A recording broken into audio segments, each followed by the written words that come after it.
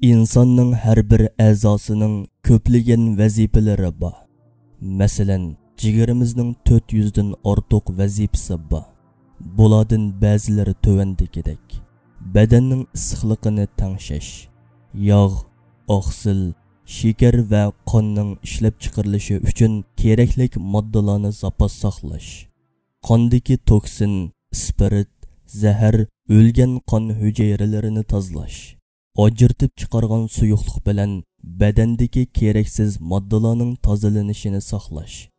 Yallig'lanishga qarshi badanning immunit kuchini kuchaytirish, modda almashish, qon quyuqlashmaslikni asos qilib, ko'p miqdorda oqsil ishlab chiqarish qatorliq sanab tugatkili bo'lmaydigan 400 dan ortiq vazifani o'rinlash.